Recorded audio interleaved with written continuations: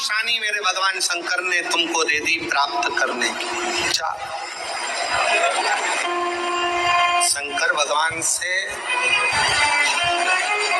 मिलने की चार निशानियां सामने आती हैं। जब आप शिव महापुराण की कथा सुनते रहते हो, शिव जी के मंदिर जाते, एक लोटा जल चढ़ाते, शंकर का भजन करते करते साल निकलते चले गए। साल। चार निशानी मेरे भगवान शंकर ने तुमको दे दी प्राप्त करने की। चार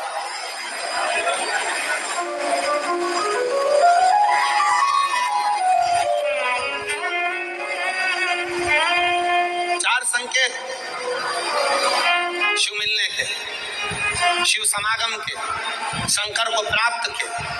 पहला संकेत भगवान शंकर देते हैं अपने भक्त को, जो भगवान शिव की कथा को निरंतर सुनता रहता है, शिवालय जाता रहता है, एक लोटा जल चढ़ाता रहता है, शिव को भजता रहता है, श्री शिवाय नमस्तुभ्यम कहता रहता है।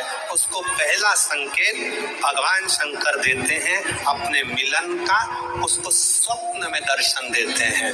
जब भगवान शंकर का दर्शन बार बार स्वप्न में होने लगे, समझ लेना कि तुमने पहली परीक्षा पास कर ली, तुम दूसरी क्लास में पहुंच गए। दूसरी क्लास। शिव जी से मिलने के चार संकेत मेरे भगवान शंकर दे देते। पहला संकेत कौन सा है? जम के उत्तर दो। शंकर भगवान जम के बोलो। काय में आने लगे? सपने। और रात शाम वो कहते हैं ना, रात शाम सपने में आए, वो कहते हैं रात शिव सपने में आए, बोले मेरे सपने में आए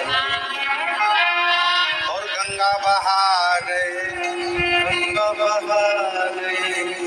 भगवान शिव जब स्वप्न में दिखने लगे, स्वप्न में आने लगे, स्वप्न में दिखने लगे, समझ लेना तुम्हारी पहली परीक्षा पास हो गई और तुम आगे बढ़ गए। आगे अब शिव तुम्हारे करीब में आ रहे हैं।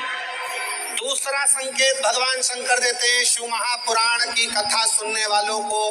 पहला संकेत शिव जी ने दिया, अगर शंकर सपने में आए समझ लेना शिव जल्दी मिलने वाले हैं। दूसरा संकेत, जिस शिवलिंग की तुम घर में पूजन करते हो, जिस शिवलिंग के मंदिर में पूजन करते हो, मान लो वो शिवलिंग कभी तुमको उसमें शंकर का प्रतिबिंब दिखने लगे, कभी तुम्हें ऐसा लगे कि कोई मुझे झांक रहा है, कभी तुम्हें ऐसे लगे कि मंदिर में और कोई भी है, तुम्हें कभी लगने लगे कि ये शंकर का शिवलिंग हिल रहा है, कभी तुम्हें लगे तुम्हारे घर में रखा हुआ शंकर का शिवलिंग कोई मनुष्य की आकृति जैसा दिख रहा है, कभी तुमने लगने लगे कि जिस मंदिर में मैं जाती हूँ वहां का शंकर का शिवलिंग ऐसा लग रहा है कि मंदिर में और भी लोग बैठे हैं। तुम मंदिर से निकल रही थी, पीछे से कोई की आवाज आई, तुमने पलट कर देखा कोई नहीं, तुम्हें लगने लगे, समझ लेना कि तुमने शिव पुराण की दूसरी परीक्षा पास कर ली। शंकर तुम्हारे करीब में आने चाहिए, शिव तुम्हारे करीब में आ रहे हैं।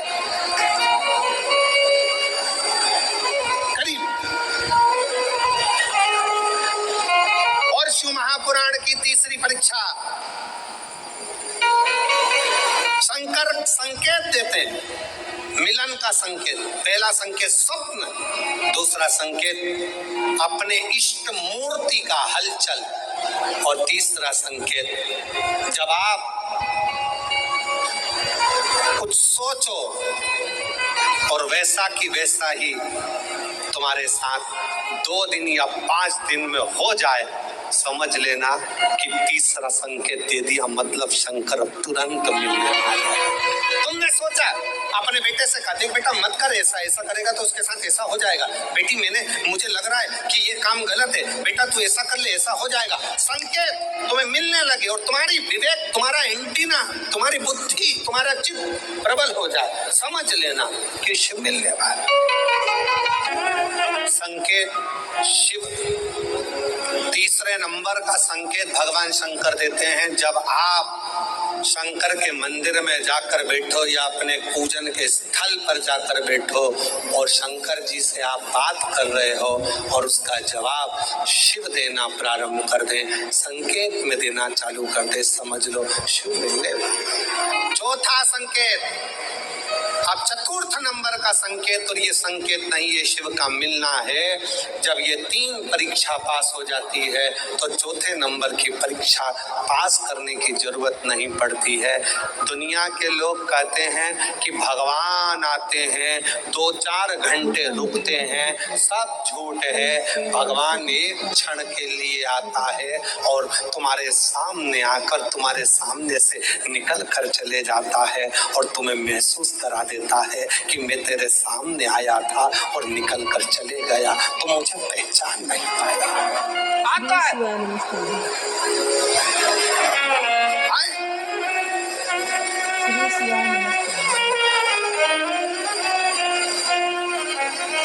5 दिन की शुक्रान चल रही है, सुबह से लेकर रात तक, रात से लेकर सुबह तक, सुबह से लेकर रात तक 5 दिन की यह शिव पुराण कल विराम हो जाएगी। कल तक में तुमने 5 दिन जो सवेरे भोजन से लेकर नाश्ते से लेकर रात को सोने तक और सोने से सुबह तक, सुबह से फिर रात तक जो क्रम करा, 5 दिन का क्रम उठाकर देखना। अगर तुमने दिल से पंडाल में शिव महापुराण की कथा सुनी है तो श्रवण करने वाले को एक क्षण के लिए शंकर का दर्शन होता जरूर है, भले वो किसी अंश रूप में हो, वो होगा प्राप्त। क्यों? ब्रह्मा ब्रह्मलोक में है, भगवान विष्णु वैकुंठ लोक में है, भगवान शंकर मृत्यु लोक में। ये मृत्यु लोक मेरे देवाधिदेव महादेव का है, शिव का। ये शंकर हवन में, यज्ञ में खीर की जो आहुतियां छूटती हैं, ये इसका महत्व बहुत है महाराज। आप समझे ना समझे वो आपकी जगह पर आपके यहाँ जब विद्वान ब्राह्मण, कोई विद्वान ब्राह्मण आपके यहाँ जब यज्ञ कराने आए, हवन कराने आए, वास्तु पूजन कराने आए, जब माता रानी का हवन किसी भी रूप का यज्ञ कराने के लिए आए और वो खीर की आहुतियां जब छुड़वाए, तो आप पूछना कि खीर की आहुति का फल कितना, प्रताप फल कितना। पूरे यज्ञ में वो खीर की आहुतियां लक्ष्मी के लिए जो दी जाती है, वो लक्ष्मी की वृद्धि कर देती है।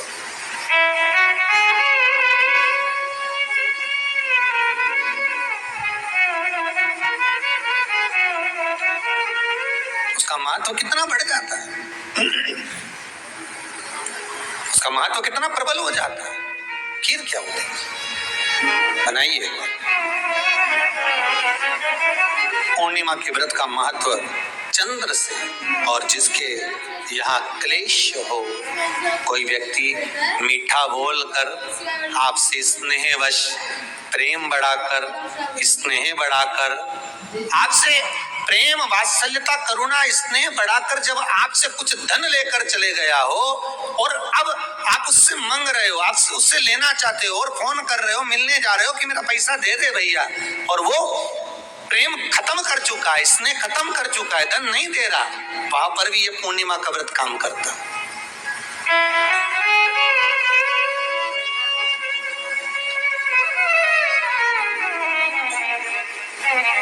वहां पर भी पूर्णिमा का व्रत काम करता है।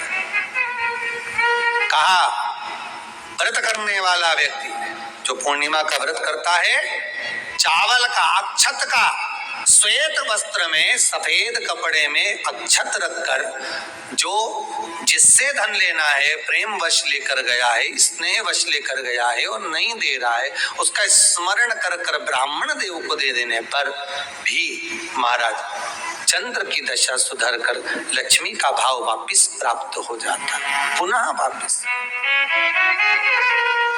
100 वर्ष की अगर जिंदगी है, मान लो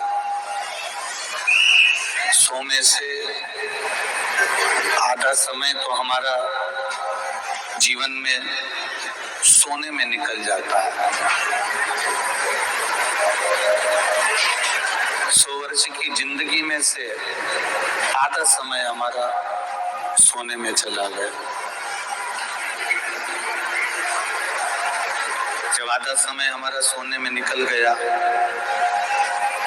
बचा 50 वर्ष की जिंदगी का खेल। और उस 50 वर्ष की जिंदगी में से भी कुछ वर्ष हमारे ऐसे ही भ्रमण करते करते निकल जाते हैं।